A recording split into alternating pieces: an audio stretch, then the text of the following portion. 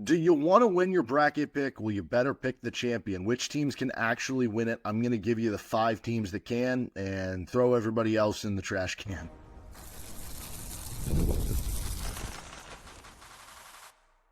You are Locked On Jayhawks, your daily podcast on the Kansas Jayhawks. Part of the Locked On Podcast Network, your team every day. What's going on? Derek Johnson here. This is Locked On Jayhawks. Thanks for making it your first listen every day, and I guess your second listen today. This is a bonus episode. Thank you to everydayers catching each and every show, and we're free and available wherever you get your podcasts, including on our YouTube page. And again, shout out if you already listened to our post-tournament selection show from Sunday, as well as our episode earlier today where we narrowed down what teams can and can't make it to the Final Four, including why Kansas actually fits the billing of a team that can make it to the Final Four. But on this bonus episode, we're talking natty, baby. We're talking national championship. Who can make it? Who can't? Is Kansas part of that group? Are they? Are they not? We'll find out. But before we get into any of that, today's episode is brought to you by FanDuel Sportsbook. Now, when you look at the national championship, this is something where I can't give you one answer. It's always different year to year. 3 years ago, I think I did this, and we ended up with, I want to say, 3 schools that were on the list. And the quick disclaimer here is that it doesn't guarantee the team's going to go far, but we have had success picking the right team who's going to win, with the exception of 2 years ago. So 3 years ago, we had Kansas, Kentucky, and there was a third team in there. I can't remember who it was. Kentucky loses in the first round. Kansas wins the title, right? So it's not foolproof that you necessarily should pick every team to go as far as possible necessarily, but it worked that year. 2023, we had a good run of things, but the problem was we had one stipulation of every coach who had won a national championship had made an Elite Eight or further under his belt. And unfortunately, Dan Hurley was not part of that. So we've since amended it to every, or was a first-year coach, because Kevin Ollie did it. So every coach who's won a national championship has at least had an Elite Eight under their belt since, I think, 2001, prior to winning the title, unless you're a UConn coach. So that's the new rule there. And I think last year this produced for us UConn, Purdue, and there was a third team in there too that I cannot remember. But point being, this has been pretty good. And it's, again, not a 100% fail-safe, but don't you want to bet with the streak? Don't you want to bet with the percentages give you the better chance of winning? And if you pick the right team to win the title, there's a good chance you're going to be in contention to win some money in your bracket pick, or at least be up there for bragging rights and have a good opportunity there. All right, let's get into the national title criteria. This is Locked On Jayhawks. This episode of the show is brought to you by Supply House. Get the supplies you need from the site made for skilled traders, Supply House. Whether you're into plumbing, HVAC, or electrical work, Supply House is the reliable way to order products online. Their easy-to-use website is packed with helpful resources, and their latest product info will help you get the job done right. Plus, with a complete inventory of over 200,000 parts from 400-plus top brands, you'll find exactly what you need, delivered fast from coast to coast. Need help with an order? Supply House offers expert support and industry-leading service, so you'll always talk to a real person. And for trade pros, for looking for an extra edge, their free TradeMaster program offers exclusive perks like a dedicated phone line, free shipping, and discounts on every order. Thousands of skilled professionals are already taking advantage. Now it's your turn. Join the TradeMaster program today at supplyhouse.com/TM and start ordering plumbing, HVAC, and electrical supplies with just a few clicks. Plus, we use promo code S-H-5 for 5% off your first order at supplyhouse.com. All right, who can win the national title? I'm going to narrow this down to 5 schools for you that you should be picking one of the 5. Or do your own thing, because brackets are fun and, do crazy stuff, right? Okay, so there have been 23 national champions since 2001. Unfortunately, it would be 24, but 2020 got canceled with COVID. So 23 national champions since 2001. Every national champion entered the tournament. It's not post-tournament stats. They entered the NCAA tournament ranked top 57 on offense, according to KenPom, top 44 on defense, according to KenPom, top 25 overall on KenPom. They were at least a 7 seed at the worst. Every coach had either been in their first NCAA tournament or made a second round, and every single one had made it to their conference tournament semifinals at the very least. So that's one way of looking at it here. Now, if you want, you can narrow this down a little bit more. 22 of the last 23 national champions, top 21 on offense. 22 of the last 23, top 37 on defense. 20 of the 23 were top 6 overall on KenPom. 22 of the 23 were top 4 seeds. Every non-UConn coach had at least an Elite Eight under his belt, as we just mentioned, and 14 of the 23 made their conference finals. That one I'm a little less enthused or tied to. And furthermore, if you want to just look at recent data, the last 7 national champions were top 6 in offense entering into the NCAA tournament. And the last 7 also had better offenses than they did defense. With the way the game is played now, it's more important to have offensive talent than it is defensive talent, even though defense is still important to be at least decent. The offense is even more important there. The last 9 champions were top 6 headed in to the NCAA tournament in overall ranking as well. And 8 of the last 9 champions were either 1 or 2 seeds. The one exception, you had, I guess, no, the further exception back would have been the 7 seed UConn team. I'm trying to think who was the maybe 3 seed or something who won since then. Anyway, it'll come to me at some point. But that'll give us some good data to go off here. So who's left?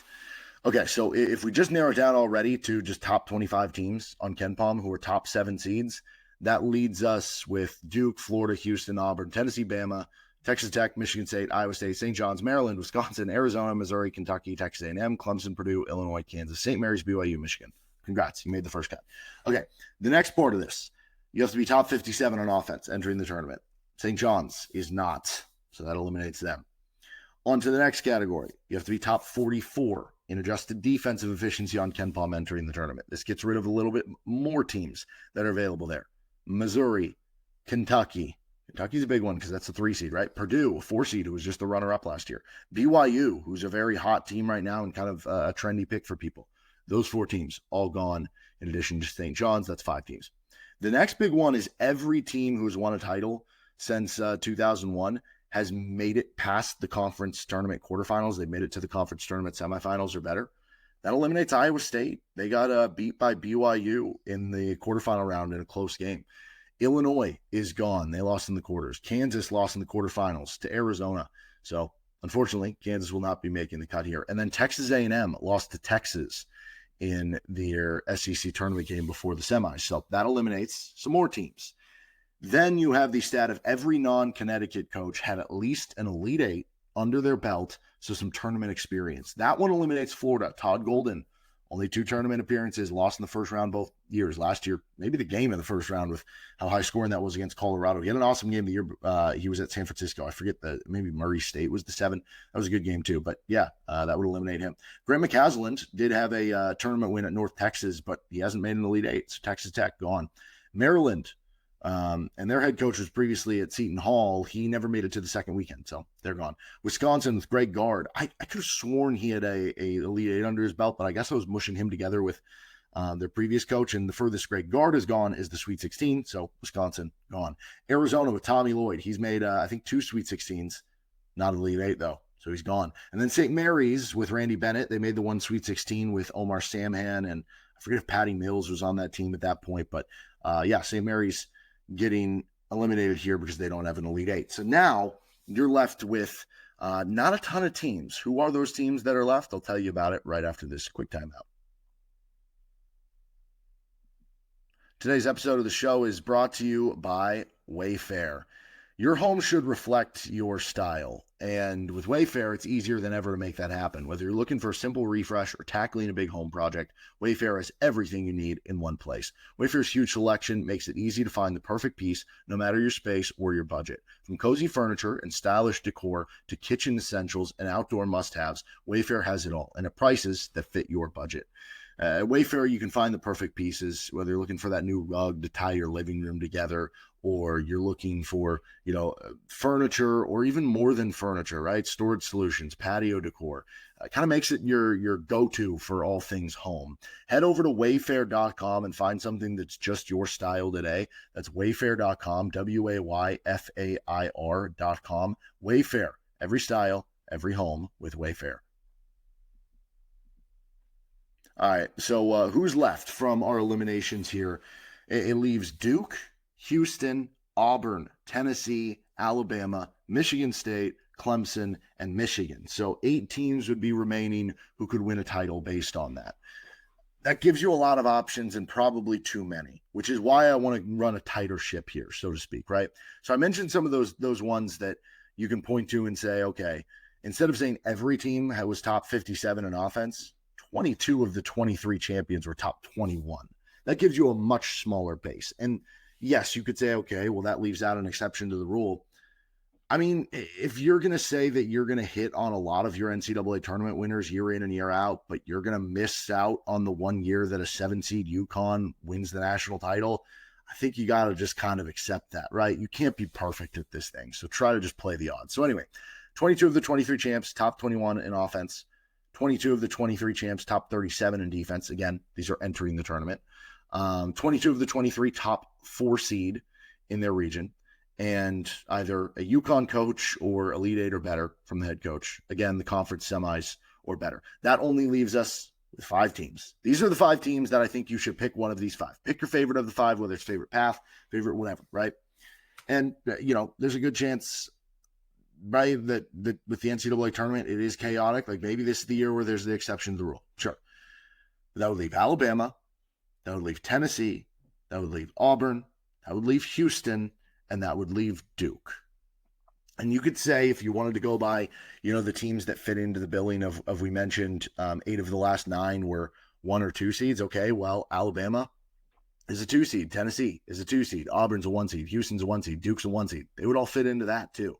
Then if you also talked about that the last 9 were top 6 in just overall ranking entering the tournament, well, guess what? All of them qualify for that too. So I think this is a very strong group to go with this year if you gave me that option. Is the champion going to come from one of those 5? Alabama, Tennessee, Auburn, Houston, or Duke? Will one of those teams win the national championship, or will it be the field? I would obviously take that. Now, I do feel weird because in past years we've maybe only been able to drop this thing down to like 3 teams. That makes it easier to pick from than maybe 5. I think there is one stat that like no team has won the national championship shooting below 35% from 3. The problem with that is Duke is shooting like 38% almost. Houston's shooting like 40% from 3. Auburn is at 37% from 3. Tennessee is where you run into the issue, 34% from 3. And then Alabama is shooting right on the number at 35. But if they win the title, they'll probably end up shooting better than that. That's the thing, though, with Tennessee at 34%. If they win 6 games to win the title, probably see that 3-point percentage climb up. But if you want to not pick Tennessee from that group because of that and maybe because of Rick Barnes' past tournaments, that's totally fine. And you could just say, okay, Bama, Auburn, Houston, Duke, pick one of those 4. So there you go. Hopefully it is one of those 4. Well, hopefully it's Kansas. But, if not, hopefully that helps you out with your bracket pick. And if I'm wrong, hold it against me or don't. I don't really care. It's your bracket. Have fun with it. Do whatever, right? It's usually the person who doesn't just like picks the colors or whatever who wins this thing. So it is an exact science, but it is fun to at least go through this and hope you learned something from it. All right, that'll do it for this episode of Locked On Jayhawks. You can find our shows anywhere you get your podcast, including on our YouTube page. See you next time with LOJ.